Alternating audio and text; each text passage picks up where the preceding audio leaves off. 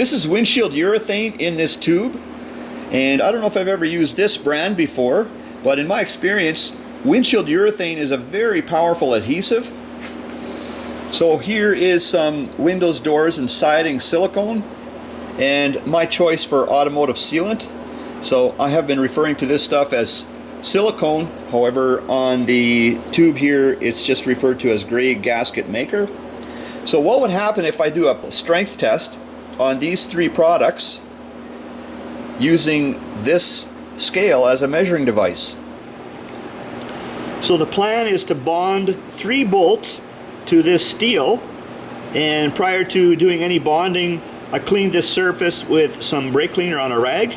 So this one is already done.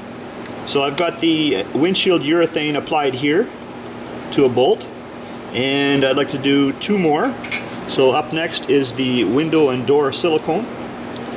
I'd like to let this sit now for at least a few days and then come back and do some lift testing with that scale on each bolt and see what happens.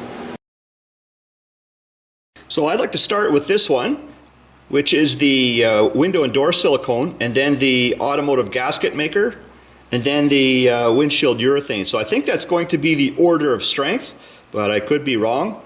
So I'd like to hook the scale by the bolt head and then lift up and then take a reading on the scale. So this scale apparently goes to 220 pounds.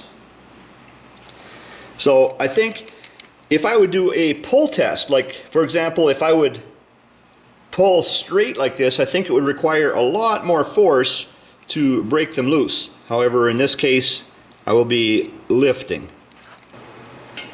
Okay, window and door silicone.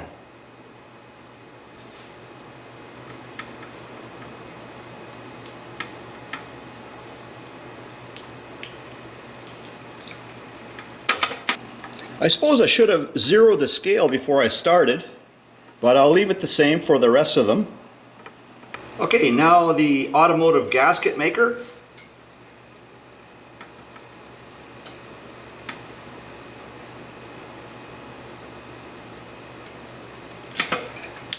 And now the windshield urethane.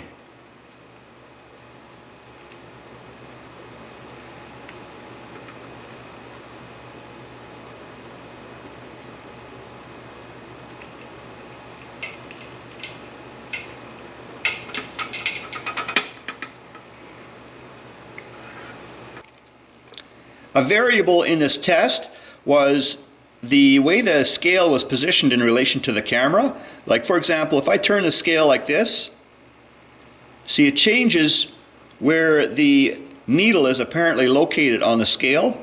And if you watch the test on the window and door silicone and then compare that to the automotive gasket maker, I think you can see that variable comes into play.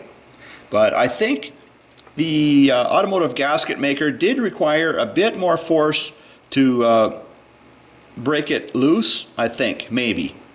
But I think it was quite apparent that the windshield urethane required the most force. So after the test, I checked to see if they were dry, and the windshield urethane seems to be dry. The window and door silicone, it seems fairly dry, but it seems like a little drier maybe on the outside than it does on the inside, but like it's not coming off on my finger. But this one, the automotive gasket maker, check that out. See? So that's after, you know, like basically 6 days. Anyways guys, thanks for checking out another video.